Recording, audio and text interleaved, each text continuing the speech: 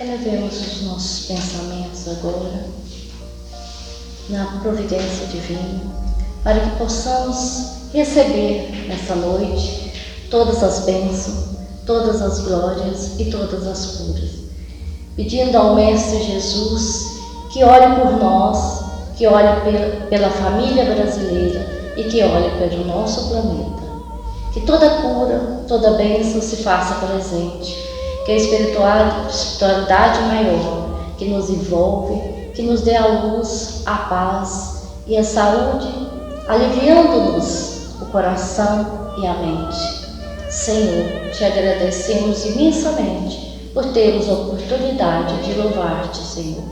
Agradecendo por termos a oportunidade de saber que o Senhor está dentro de cada um de nós e renasce a cada dia, Senhor. Pai nosso que estais nos céus, santificado seja o vosso nome. Venha a nós o vosso reino, seja feita a vossa vontade, assim na terra como nos céus.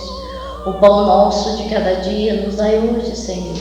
Perdoai as nossas ofensas, assim como nós perdoamos a quem nos tem ofendido.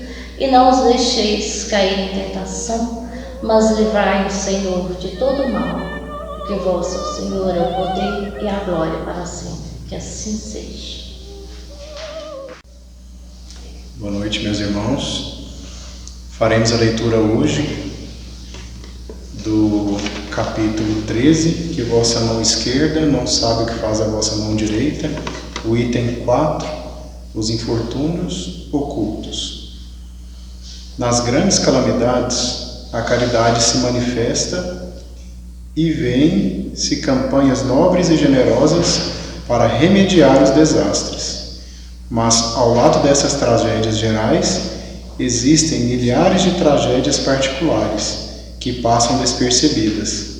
É o caso das pessoas que jazem num leito de dor sem se queixarem. São a esses desventurados discretos e ocultos que a verdadeira generosidade sabe procurar sem esperar que lhe venham pedir assistência. Esse é um pequeno trecho da palestra que se segue, que a nossa irmã trabalhadora da casa, Carolina Milhomem, vai fazer. Infortúnios ocultos. Bom, pessoal, boa noite. Eu sou Carolina, eu sou uma das voluntárias lá do Lar Maria Cecília e hoje eu tive a oportunidade de estar aqui com vocês para a gente conversar sobre o item 4 do capítulo 13 do Evangelho segundo o Espiritismo, que fala sobre os infortúnios ocultos. O que são esses infortúnios, né? O que seriam infortúnios? São fortuna adversa, infelicidade, sorte ruim, circunstâncias fúnebres, acontecimentos desastrosos, calamitosos. Então, Kardec, eu acho que nesse item, né, traz uma reflexão muito oportuna para esse momento que a gente está vivendo agora, né? Tendo essa oportunidade de viver e, quem sabe, de aprender. Para assim a gente continuar o nosso estágio, né, nossos passos para o estágio da regeneração. Então, Kardec, no item 4, ele fala o seguinte: nas grandes calamidades, a caridade se emociona e observam-se impulsos generosos, no sentido de reparar os desastres. Então, diante dos grandes eventos adversos da humanidade, a gente tem esse despertar da caridade, que ocorre com a sensibilização de todos, né, para que a gente tenha ali uma ajuda para um fato, para um evento que está afetando muitas pessoas.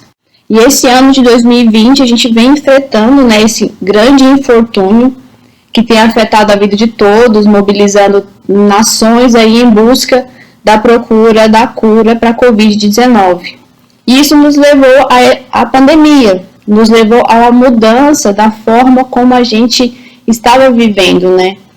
E trouxe muitos infortúnios grandes, né? Para que afetam, né, toda a humanidade. E durante esse início da pandemia, inclusive continua agora, né, muitos donativos foram providenciados por todos aqueles que poderiam contribuir para ajudar quem se encontrava ou ainda se encontra numa situação de maior risco. e continuam sofrendo as consequências, né, dessa pandemia, que nos mostrou até o quanto, né, a gente tem uma sociedade desigual e ampliando até mais a desigualdade social que a gente vive. Então, durante, e ainda continua, né, a gente continua na pandemia, muitos eventos online para arrecadação de recursos para ajudar os que mais necessitam foram realizados em todo o mundo, mobilizando assim muitas pessoas contribuindo, inclusive muitas mobilizações de diversos setores da economia, e governos também se mobilizaram para apoiar, dando auxílio, né, sensibilizando para esse auxílio para aqueles que mais foram afetados por essa pandemia. E cabe lembrar, né, que às vezes nós pensamos assim, né, que os infortúnios são de toda sorte consequências de nossas ações. Né? Deus em nenhum momento ele quer nos punir. Ele, em sua bondade infinita, ele quer sempre o nosso bem, o nosso progresso, ele nos ama infinitamente. Mas a gente fica pensando como que isso acontece, né? Todas as nossas ações que ainda são inferiores, que não são compatíveis com os ensinamentos do Cristo, provocam reações, que é uma oportunidade de a gente redimir e também de aprender. E por vezes a gente acaba nos perguntando, né, como que Deus permite esse sofrimento? Como que Ele permite que esses infortúnios aconteçam? Como Ele permite que todas as nossas consequências, né, tenham todos esses fatores que estão acontecendo, por exemplo, neste momento, neste ano? E aí eu queria trazer para aqui com vocês uma parte do Livro dos Espíritos, na verdade uma questão. A questão 737 do capítulo 6, parte 3ª do Livro dos Espíritos, que acho que agrega bastante aqui para o que a gente vai conversar hoje. Então, a questão 737, ela pergunta: com que fim fere Deus a humanidade por meio de flagelos destruidores? Os Espíritos esclarecem que, para fazê-la progredir mais depressa. Já não dissemos ser a destruição uma necessidade para a regeneração moral dos espíritos, que em cada nova existência sobe um degrau na escala do aperfeiçoamento? Preciso é que se veja o objetivo para que os resultados possam ser apreciados. Somente do vosso ponto de vista pessoal os apreciais. Daí vem que os qualificais de flagelos, por efeitos do prejuízo que vos causam. Essas subversões, porém, são frequentemente necessárias para que mais pronto se dê o advento de uma melhor ordem de coisas e para que se realize em alguns anos o que teria exigido muitos séculos. Então, essa pergunta ela traz essa reflexão que nós temos essas oportunidades, que por vezes são consequências daquilo que nós fazemos, mas que Deus permite que esse flagelo, que para a gente é um flagelo, é um sofrimento, mas que provoque a nossa aceleração. Então, nessa pandemia, todo esse movimento de união das nações, todo esse movimento para ajudar aqueles que estão mais necessitados, é uma oportunidade de aceleração do nosso progresso para que a gente entre cada vez mais nos ensinamentos de Cristo. Então, essas oportunidades, elas trazem inspirações para nós nesses momentos, né? Porque nos provocam uma emoção através da mídia, da publicidade, então mobilizam um grande número de pessoas que vêm buscando acender, né, essa chama do bem. Então, é uma oportunidade. E esses atos heróicos, né, para resgatar, nos fazem lembrar que somos capazes de coisas extraordinárias quando nos unimos para o bem. Bom, esses acontecimentos desse ano proporcionaram o despertar. A gente espera, assim, que seja útil para nós e que desperte em nós essa caridade. Despertou para muitos, né? Mas o Kardec, ele traz uma palavra muito importante no começo do item, que ele fala são impulsos de caridade. Porque não são atos constantes nossos, não fazem parte ainda de nós. Então, é a oportunidade da gente vivenciar essa caridade e, quem sabe, a partir disso, ser algo natural nosso. Então, a gente acaba fazendo a caridade, né, sem que somente a partir de um grande evento. Então, será que a gente, se não tivesse um evento desse grande porte, a gente estaria se mobilizando para essa caridade? E aí Kardec traz nesse item que é sobre as reflexões sobre os infortúnios ocultos, que são aqueles que não estão na mídia, aqueles que são reclusos aos lares, próximos de nós, e que não vemos, que às vezes a gente não vê os corações dos nossos irmãos sofrendo, de coisas que por vezes até não sejam materiais, mas são outros tipos de sofrimento, né? E aí a gente entra nos infortúnios ocultos e Kardec continua, né, no item 4 dizendo: mas a par desses desastres gerais, há milhares de desastres particulares, que passam despercebidos, os dos que jazem sobre um grabato sem se queixarem. Esses infortúnios discretos e ocultos são os que a verdadeira generosidade sabe descobrir, sem esperar que peçam assistência.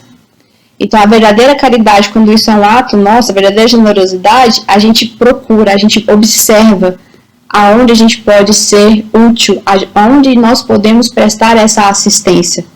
Então, quando a gente ajuda sem essa publicidade, sem alardear o conhecimento geral de todos que estão nos ajudando, observando aqueles infortúnios ocultos que cabem apenas a alguma pessoa, uma família ou alguma situação, a gente está exercendo a verdadeira caridade, que é a lição ensinada por Jesus, que sua mão esquerda não sabe o que sua mão direita faz.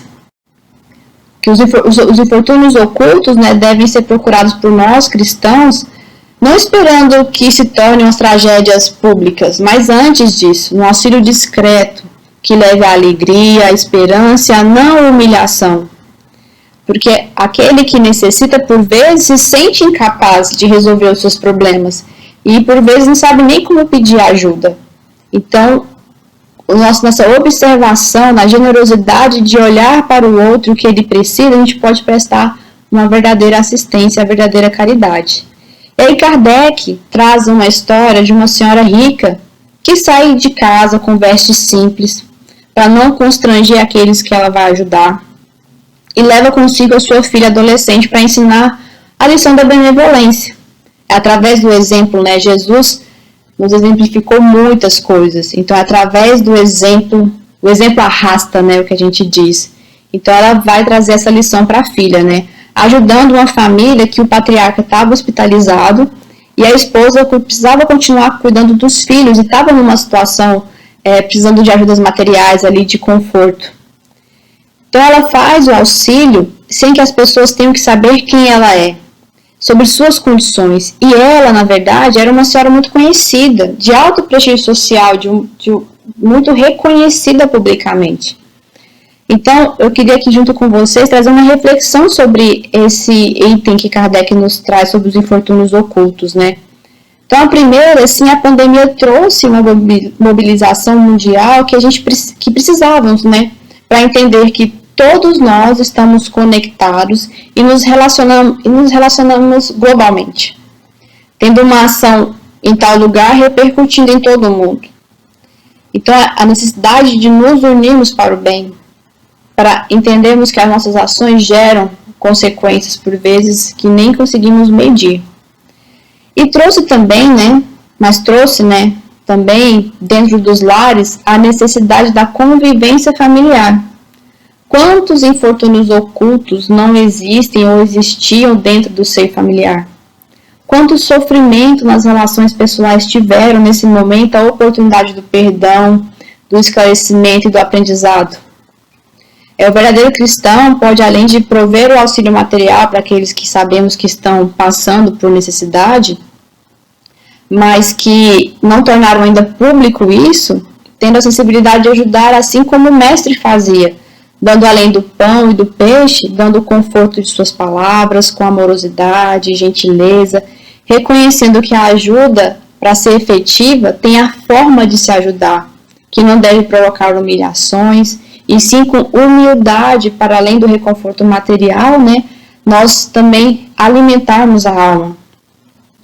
Mas além, como eu comentei, né, mas além dos infortúnios materiais, nós temos infortúnios da alma nesse momento de isolamento e convívio restrito que nos levou, né, a esse convívio familiar, as discussões familiares. Então, quais são, né, os infortúnios ocultos? Que essa oportunidade de estarmos convivendo mais próximo pode nos trazer resoluções para que a gente amenize ou elimine aquilo que a gente trouxe como consequências até de outras vidas, né?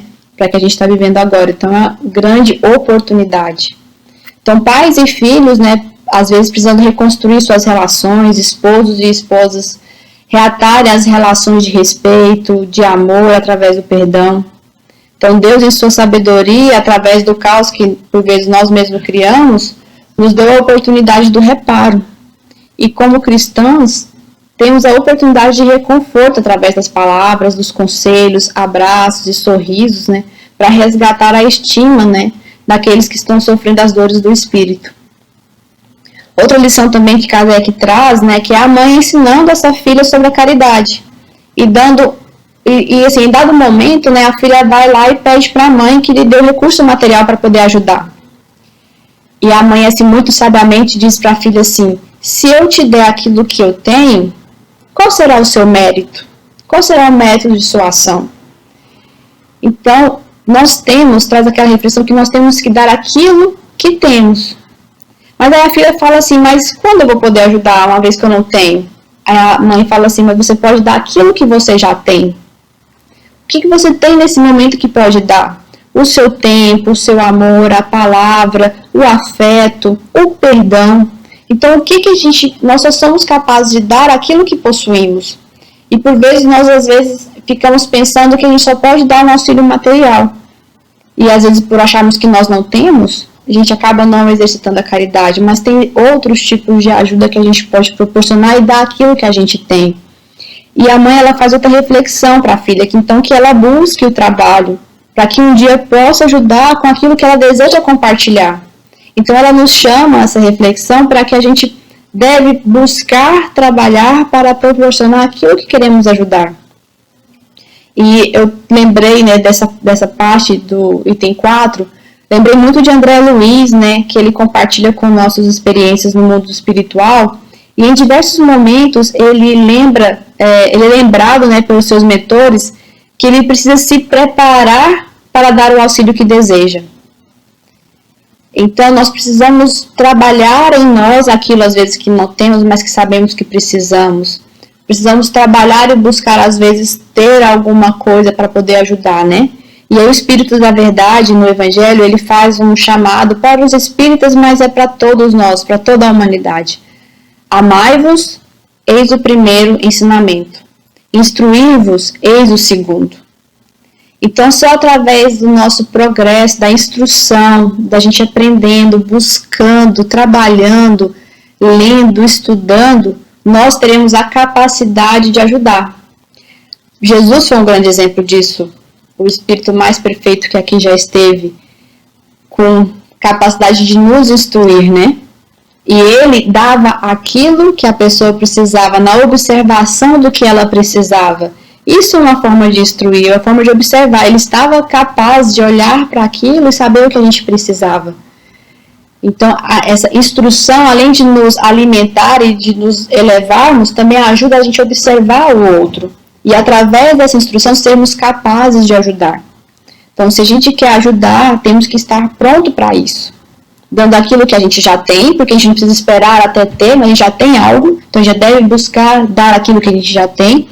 E buscar aprender e trabalhar para que nessa jornada a gente possa contribuir ainda mais para o bem, tanto para os infortúnios ocultos, quanto para o progresso da humanidade de modo geral, né? E aí também tem essa outra lição que traz, que ressalta a importância da gente conhecer uma realidade diferente da que vivemos.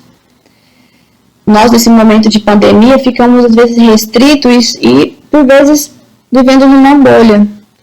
A oportunidade de a gente ver e olhar para o outro é a oportunidade de ver uma realidade diferente daquela que vivemos e aprender com ela.